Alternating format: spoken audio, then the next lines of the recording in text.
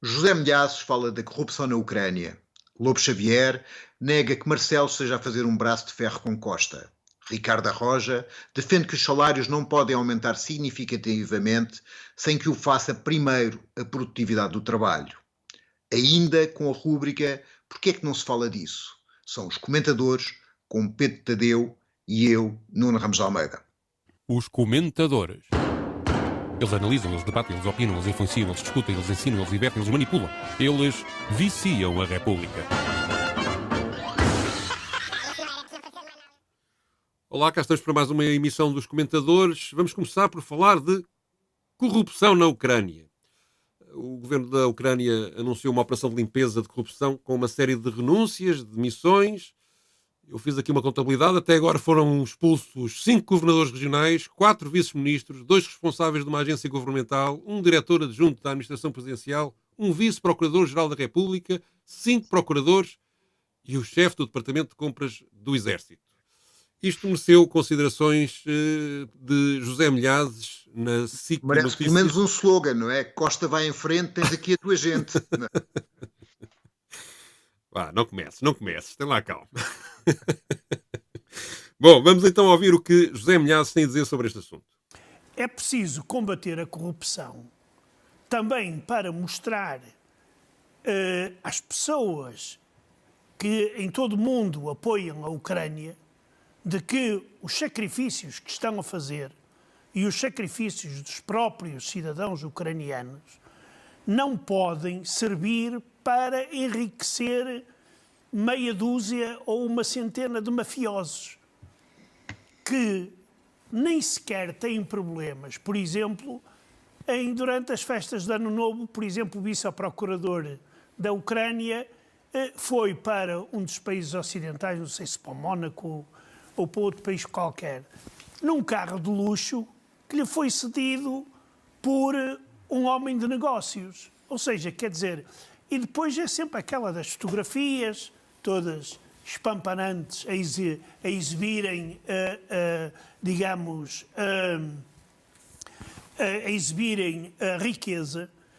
Isto começou porque foi a escandaleira com os produtos alimentares das Forças Armadas, que eram mais caros do que num supermercado retalhista. Ou seja, isto é uma coisa absolutamente única.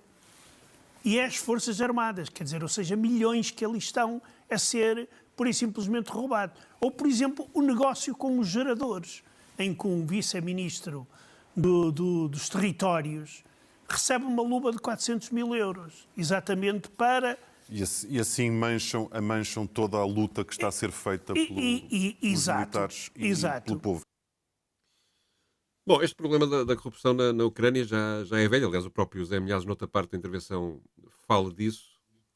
Lembra que ele, aliás, iliba o único, para ele, nessa parte da intervenção, ele diz que o único presidente que não está sob suspeita na história da Ucrânia, depois da independência em relação à União Soviética, é o primeiro. Todos os outros, ele nem sequer iliba o Zelensky disse, que pelo menos não o disse nesta altura, estão suspeitos de terem qualquer tipo de envolvimento corrupto na vida política e económica do país. Mas isto depois tem muitas vertentes curiosas, não é? Ele também refere que houve uma pressão, que eu até acho ilegítima, da União Europeia para que fossem criadas na Ucrânia, antes de 2014 e depois de 2014, mecanismos de combate à corrupção que falharam sempre. Ele conta toda essa história, mas esquece dos problemas que o próprio Zelensky tem com a corrupção, não é? Os Pandora Papers, em março de 2022, já com a guerra a decorrer, revelaram que o presidente da Ucrânia tinha uma rede de offshores, ou usava uma rede de offshores que era usada pelos seus sócios para comprar prédios em Londres, para investir o dinheiro que ganhava, não é? E ele chegou, de facto, ao poder, em grande parte, com uma campanha anticorrupção. Foi isso que o tornou popular na televisão, como ator. Mas o seu investidor nessa televisão e nesse programa, o Ihor Kolomoisky, é considerado um oligarca pela própria lei que o próprio Zelensky assinou em 2021. que define um oligarca de uma forma curiosa, que é um homem ou alguém que exerce influência sobre os média, sobre a política, possui um monopólio e ganha milhões de dólares ao ano. E há, de facto, fortunas enormes em 3 ou 4, em 6 ou 7 pessoas na Ucrânia, que o poder atual tem sustentado, apesar da guerra, e obviamente, também estar a afetar os negócios desta gente. E há também um velho caso que envolve o filho do presidente norte-americano, Joe Biden, como fazendo negócios na Ucrânia que ainda estão por esclarecer e que leva, aliás, o Congresso norte-americano a estar a investigar isso. Portanto, há todo um complexo, eu diria mesmo um complexo capital ou corrupto à volta da Ucrânia que lança suspeitas sobre a própria forma como a guerra está a ser gerida. Eu imagino, daqui a uns anos, quando formos investigar todos os negócios militares que estão a ser feitos à volta desta guerra, o que é que não se vai descobrir, não é? E, portanto, é de facto uma situação lamentável. E estas medidas têm também uma componente de limpeza política que me parece também discutível. Nuno, sobre isto.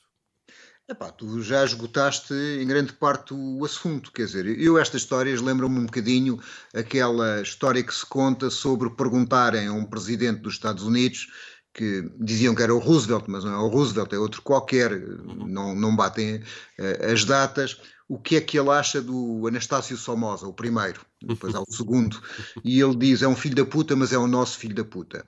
E de alguma forma o mundo ocidental tem lavado de uma forma muito efusiva o poder ucraniano e feito uma destrinça entre o poder ucraniano e o poder russo em que não se sustenta muito, isto é, ambos os países, o peso dos oligarcas é muito grande, ambos os países, as limitações em relação à democracia são enormes e sempre que comparamos, podemos comparar às vezes com desfavor para a Ucrânia, porque a Ucrânia suspendeu 7 partidos políticos, liquidou com 7 partidos políticos, todos os partidos principais da oposição e os de partidos de esquerda acabaram. A corrupção é como tu afirmaste, é algo de completamente endémico. Um relatório do Tribunal de Contas Europeu de 2021, que eu penso que deve ter forçado a essa lei dos oligarcas, da oligarquização. A oligarquização do Zelensky, dizia que a grande corrupção era completamente generalizada e estávamos muito antes da guerra. Nesta guerra são despejados milhões de milhões e milhões e milhões e milhões de dólares, milhares de milhões de dólares e digamos, tirando os Abrams, que devem ser difíceis de colocar numa mala numa fronteira, há já muito material militar que é apanhado noutros lados e é vendido, etc. Portanto, nós temos de facto um poder altamente corrupto que mantém as suas características antidemocráticas, que obviamente não retira do facto de estarem a combater uma invasão, etc., claro, toda a questão, o resto da questão política. Agora, há nesta propaganda favorável a um lado da guerra, ao lado que é invadido, uma tentativa de lavar completamente as suas características negativas. O batalhão Azov, de proibido no Facebook, passou a ser uma coisa fácil de propagandear no Facebook, portanto deixou de ser nazi. Os corruptos da Ucrânia passaram a ser uns gajos fantásticos e temos aqui o Zelensky a combater a corrupção e as violações dos direitos humanos em todo o país passaram a não existir e apenas a existir do lado russo. Portanto, eu acho que tu já disseste bastante e acho que isto vai continuar assim. Muito bem, vamos passar a outro assunto. Agora uma coisa doméstica. Continuamos a discutir o questionário que os futuros governantes ou os membros do atual governo terão que responder sobre a sua vida política, económica e judicial. E num debate num programa Princípio de Incerteza, Lobo Xavier defendeu o Presidente da República, enquanto Pacheco Pereira, que é do partido do Presidente da República, o criticou. E teve alguma graça porque foi o Pacheco Pereira o único que criticou o Presidente da República. A pessoa que representa o PS, passa a expressão, não é? Ela não está lá como representante do PS. Acabou por também defender o Presidente Marcelo Rebelo de Sousa. Vamos ouvir a defesa que Lobo Xavier faz do Presidente nesta questão da intervenção presidencial nestas mini-crises que têm-se vindo a suceder. para mim não há braço de ferro. Eu pergunto-lhe a si, Carlos. O Carlos inventou umas perguntas para os novos governantes. E pode realmente, o Carlos aceita que as mesmas perguntas não sejam feitas aos governantes que estão? Isto não é nenhum problema de aplicação da lei no tempo. De repente, o Governo, e bem, começou a pensar que era preciso fazer perguntas às pessoas. Perguntas de sensatez. Eu não digo, nem o Presidente da República disse que era preciso que os que estão no Governo preencham um questionário. O que disse foi que, perante esta situação, qualquer pessoa razoável que está no Governo e que já entrou há bastante tempo, tem de se interrogar sobre como é que está perante aqueles casos. Foi isso que o Presidente disse, nada mais. Isto é um braço de ferro. Não, o que estava era colocado perante uma solução do Primeiro-Ministro, o que é absolutamente inaceitável, que é, houve estes problemas, inventei um esquema de controle sobre as informações que até agora não havia, e não faço essas perguntas ou não recomendo aos membros do Governo, não que escrevam o questionário ou que mandem papéis, mas que em casa pensem sobre aquele questionário. Parece-me uma coisa básica. Eu não chamo isso braço de ferro. Não, braço de ferro é opiniões contraditórias. O que parece que houve braço de ferro foi que o Primeiro-Ministro tinha uma ideia completamente outrancière, só me saiu esta agora, não? Outrancière sobre o mecanismo que metia Presidente do Tribunal Constitucional, Procurador-Geral da República, e que o Presidente da República temperou esses delírios. Alguma destas intervenções, repito, questionário, empurrar ministros para a admissão ou para que o Primeiro-Ministro tenha uma decisão sobre eles, isto foi negativo de algum ponto de vista? Houve algum excesso de pronúncia do Presidente da República? Então, o que é que tu achas da situação do Presidente da República nestas matérias? Epá, eu acho que isto tudo é um déjà vu, que eu já estou farto desta conversa total e absoluta. E queria relembrar, hoje, esta semana saiu um artigo na Sábado sobre esta matéria, da Margarida Davim, mas eu queria relembrar uma coisa que é, nós temos muitas parecenças entre o ciclo final da maioria absoluta do Cavaco, com este ciclo, que não sabemos se é final ou não, de António Costa e da maioria absoluta do PS. As únicas grandes diferenças que eu acho grandes é que o ciclo da notícia se acelerou. Isto é, nós antigamente tínhamos as rádios, as televisões tinham começado a ser privatizadas e, portanto, começado a atacar os governos de turno, e tínhamos o Independente que saía todas as semanas com o Miguel Cadilho e os armários feitos pelos guardas fiscais, com as relações do Fernando Nogueira com não sei quem, não sei o que mais, depois os escândalos com a família Beleza, ou se havia escândalos em relação aos doentes e a mãe ser secretário-geral do Ministério da Saúde. Portanto, tínhamos esses escândalos todos.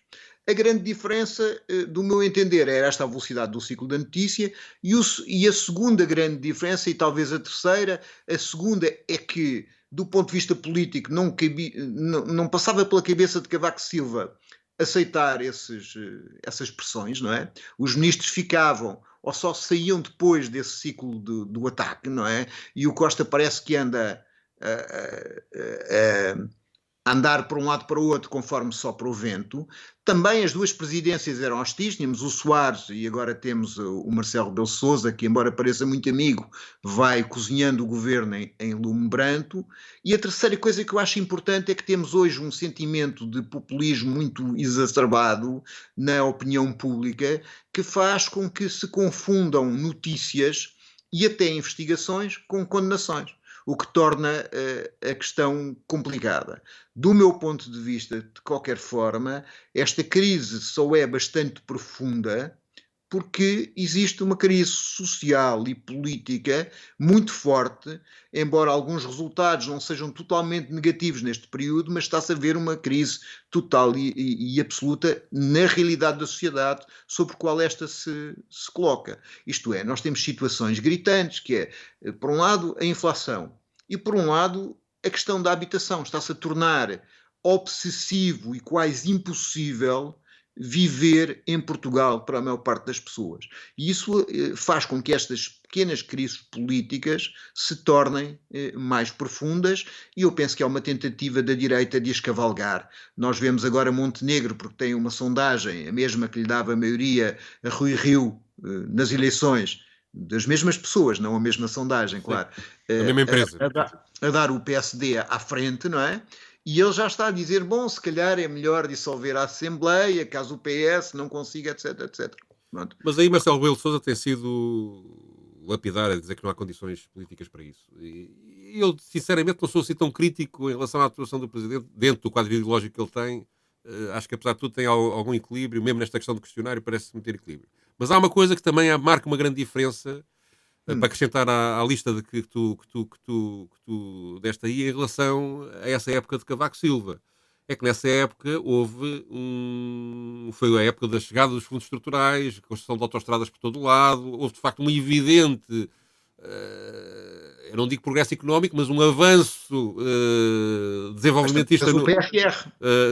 E neste momento nós vivemos um período que é um período em que estamos já, desde 2010, em depressão crónica, não depressão do ponto de vista económico, mas em depressão psicológica ou social crónica, porque as pessoas não têm aumentos, porque está sempre a falar-se da austeridade, porque os professores estão há 12 anos à espera que o problema das suas carreiras seja resolvido, porque na saúde os hospitais estão cada vez pior, levaram com uma pandemia em cima, e portanto está todo um estado e além de que levaram com um ex-primeiro-ministro suspeito de corrupção, que ainda não foi condenado, mas que também, e que levaram com o caso de BES, e portanto tudo isto alimenta um estado de espírito de completa descrença em relação...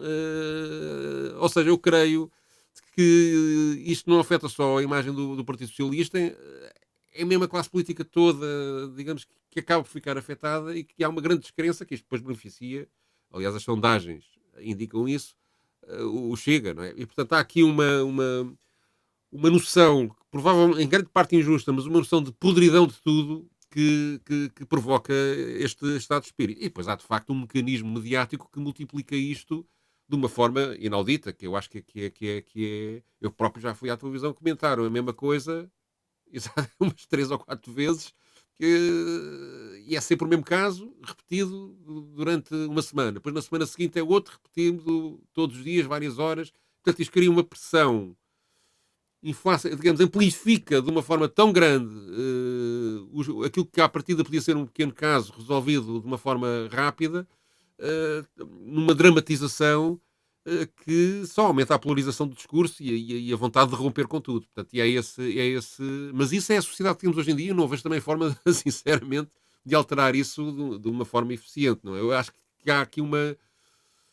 nós próprios, como consumidores desse tipo de informação, temos que começar a aprender a relativizar este tipo de fenómenos e a moderá-los de outra forma.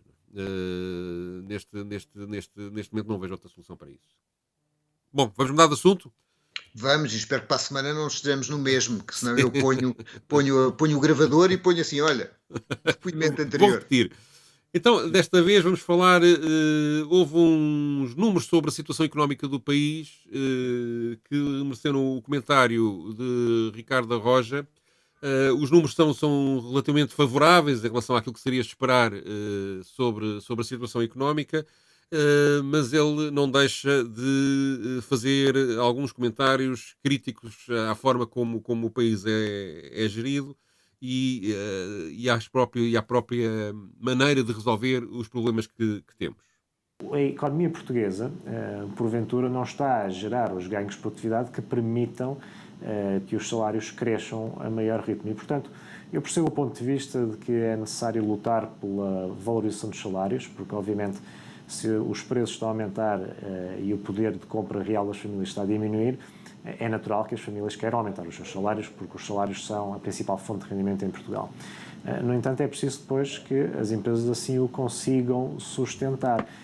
E esse é o desafio que nós temos. E, portanto, mais importante, na minha opinião, do que lutar pela valorização salarial, seria lutar pela requalificação do tecido empresarial e também do Estado, e, sobretudo, perceber em que áreas é que Portugal pode ser competitivo, porque efetivamente as áreas onde Portugal tem apostado nos últimos anos, não só em termos de políticas públicas, mas também por entre a espontaneidade do setor privado, são áreas onde Portugal tem vindo, em alguns casos, a perder lugares de competitividade face ao resto do mundo. E aí vemos os vários indicadores de competitividade internacional colocarem Portugal em posições menos adiantadas a cada ano que passa, e também, já para não falar, naqueles indicadores do PIB per capita em paridade de poder de compra, onde Portugal também tem vindo a perder lugares. Portanto, o desafio, na minha opinião, está mais aí, porque se nós tivermos uma economia competitiva a gerar valor acrescentado e em que as empresas conseguem não só aumentar a sua produção, como aumentar as suas margens de lucro, e rapidamente depois poderemos ter salários também a crescer a melhor ritmo. Ora bem, Nuno, sobre este assunto, tens a dizer que... Eu já nem sei o que é que... Isto é um assunto recorrente, quer dizer, dizem-nos muitas vezes que a questão no aumento dos salários está associada à produtividade. Isto tem vários aspectos que eu acho que são aspectos complicados. Primeiro aspecto, a produtividade não depende exclusivamente ou sobretudo do trabalho das pessoas que trabalham. A produtividade é uma medida de quantas coisas, no fundo, quantas coisas tu fazes numa hora e o valor que é criado. Se tu fazes cadeiras, se tu fizeres cadeiras à mão ou se fizeres cadeiras numa estrutura que faz cadeiras, a produtividade é diferente. Fazes muito mais cadeiras nessa estrutura, a hora de trabalho e a produtividade é medida pela essa quantidade de cadeiras que faz. Portanto, a organização do trabalho, a forma de que a economia investe, tem que ver diretamente com a produtividade. Segundo aspecto, que neste depoimento do Arroja não está aqui, ele coloca. Ele considera que nós não somos um país muito desigual. Ora, todas as estatísticas... O índice Gini, não é? Ele usa o índice Gini Sim, para... o índice Gini, mas há várias formas de medir a desigualdade. Isto é, a desigualdade do índice Gini vai de 0 a 1, sendo que um dos extremos é uma pessoa ter todo o rendimento e outro é as pessoas terem todos o mesmo rendimento. Agora, há outras formas de medir isso, os 20% mais ricos, os 20% mais pobres, e aquilo que nós verificamos na evolução e nos relatórios, por exemplo, saiu um relatório em outubro do ano passado sobre a desigualdade e a pobreza, é que há um crescimento, e o nosso crescimento é o maior crescimento de desigualdade na União Europeia. E nós temos uma situação em que o 1% mais rico tem 25% do rendimento e os 50% mais pobres só têm 6%. Portanto, nós somos uma sociedade extraordinariamente desigual. E somos uma sociedade em que os rendimentos do capital sobem em relação aos rendimentos de trabalho. Acresce que se nós continuarmos neste modelo de baixos salários, e esta é a questão onde entronca aquilo que o Arroja está a dizer que é necessário evoluir, há uma espécie de prémio para quem explora os trabalhadores pagando-lhes mal e não permite a economia desenvolver-se. Portanto, nós precisamos de uma economia que os salários subam, de modo a que as qualificações também subam, de modo a que a capacidade das pessoas tenham de viver a vida e de se formarem e de terem cultura também suba, para ter uma economia diferente. E para não facilitar economias que são, numa divisão social do trabalho na Europa, uma economia que nos fica, que é a especulação imobiliária, onde temos casas que nenhum português quase consegue pagar. Temos, por outro lado, o turismo, onde o nível de qualificações e o nível de remunerações é extraordinariamente baixo. E depois temos uma imigração total, absoluta, cada vez maior, dos jovens e dos quadros técnicos, com 1/3 dos jovens a dizer que já querem emigrar. Portanto, este é um país que no seu ordenamento europeu, e aqui entrariam as questões do euro, da integração europeia, foi colocado num canto dos baixos salários e precisa de sair dessa armadilha. Portanto, é um pouco não foi nada que quando entramos na CEE e na União Europeia não se alertasse na altura. Não quê?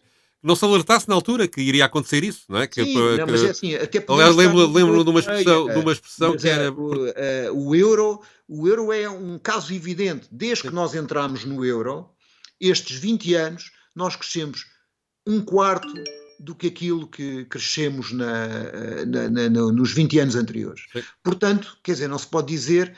Mudando esta coisa, não está relacionado com isto, porque esta é uma moeda que não nos serve, nem serve a nossa economia, serve a economia da Alemanha. Aqui só queria acrescentar uma coisa que é a própria utilização dos conceitos, de uns determinados conceitos de medição da economia em relação a outros, tem uma componente ideológica, não é? não sei se estás de acordo com o que eu vou dizer, mas até porque sabes mais de economia que eu, mas dá-me a ideia que ao se utilizar sistematicamente o conceito de medição da produtividade para medir o valor de um país, cria-se uma distorção, porque em vez de medir o crescimento da riqueza que existe, que é o que o PIB faz, por exemplo, ou o PIB per capita, não é? Está-se a medir o crescimento da eficiência do trabalho. Ou seja, está-se a dividir a quantidade da riqueza que se produz pelo número de horas, ou pelo número de trabalhadores que está envolvido na produção dessa riqueza. Isto coloca sempre o ónus dos maus resultados económicos do lado do trabalho, em vez de colocar do ponto de vista do discurso político. Não quer dizer que depois, do ponto de vista técnico, depois não se faça a correção. Mas do ponto de vista político, há aqui depois uma mistura em que se coloca sempre a culpa é do lado do trabalho, que não consegue produzir em pouco tempo e com pouco dinheiro a riqueza que é necessária para estarmos ao nível dos outros países. E isto, por outro lado, tira do lado do capital a necessidade de investir de uma forma socialmente justa, tira do lado do capital a necessidade de distribuir a riqueza que alcança, tira do lado do capital a necessidade de fazer investimentos que estejam alinhados com estratégias de Estado, nomeadamente questões de soberania alimentar, por exemplo, ou soberania energética. O que interessa é sempre a eficiência da produtividade e o sermos competitivos. E se não formos competitivos a plantar batatas, vamos comprar batatas à Indonésia, se for preciso, não é? Ou aos Estados Unidos, o que é uma irracionalidade, e quando há crises depois mundiais, deixam-nos atrapalhados, não é? Portanto, tudo em nome de uma eficiência, digamos, pensar a economia só em nome de uma eficiência financeira, argumentando que essa eficiência financeira irá no futuro beneficiar os trabalhadores, é um paradigma que me parece completamente errado e de componente ideológica evidente. E, portanto, e falha no resultado social, que é o que tu descreveste anteriormente. Mas pronto, este assunto será... A produtividade, como nós num programa já tivemos a ver, aliás, depois discutimos depois do programa se a estatística estava correta ou não estava correta, fomos consultar vários sítios, pode ser calculada de formas diferenciadas. Há economistas como o Paulo Coimbra, ligado ao SES, que calculam que nós temos, todos os dados dizem que a produtividade sobe mais que os salários, mas que nós estamos sempre a subir a produtividade e os salários não têm acompanhado. E nós vemos dados completamente empíricos disso, isto é, no meio da pandemia, Portugal teve mais de 19.500 milionários. Portanto, obviamente, mesmo no meio de uma crise, a distribuição da riqueza continua a dar-se do lado que tem mais e a perderem aqueles que têm menos. Isso é fácil de ver. Então, se os funcionários públicos, se os trabalhadores têm perdido mais de 20% dos seus rendimentos ao longo destes anos, não é? E 20% já estou a pecar por baixo, alguém tem ganho se o produto se eleva. Alguém o ganhou, não é? Se uns perdem, outros ganham. Muito bem. Estamos quase a acabar esta emissão dos comentadores, mas vamos à nossa rubrica de fecho, que trata de aquilo que pouca gente fala.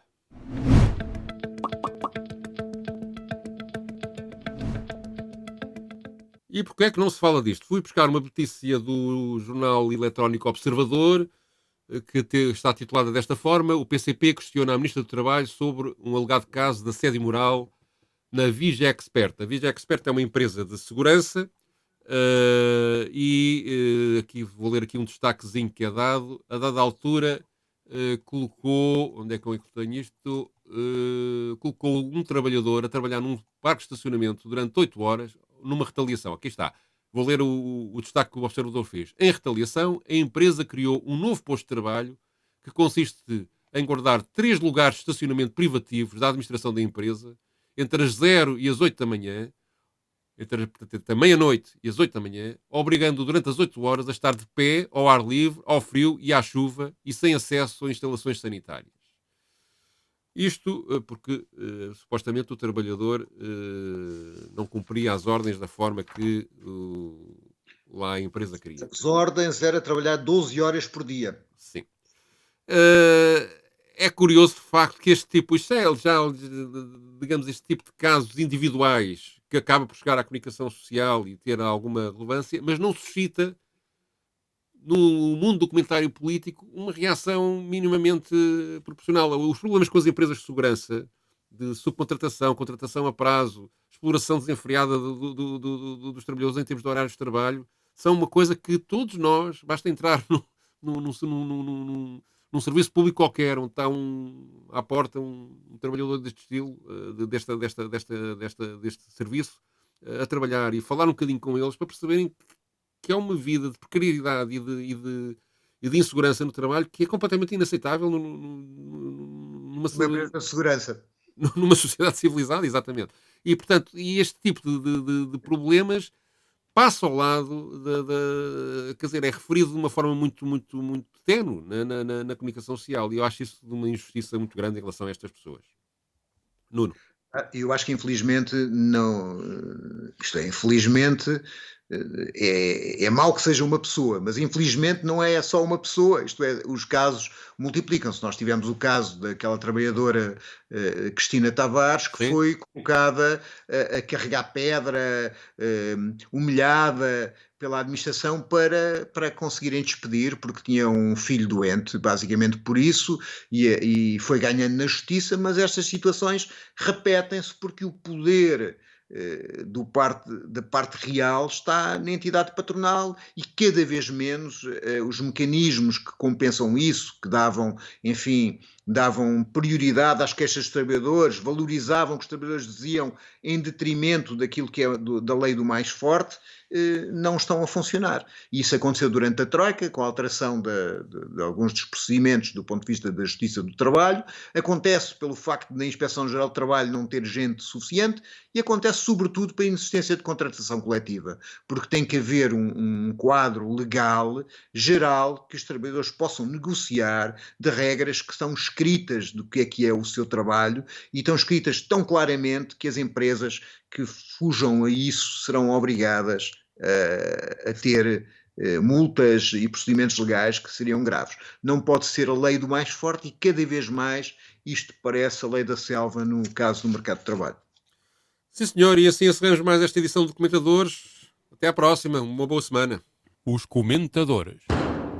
Eles analisam, eles debatem, eles opinam, eles influenciam, eles discutem, eles ensinam, eles divertem, eles manipulam. Eles viciam a República.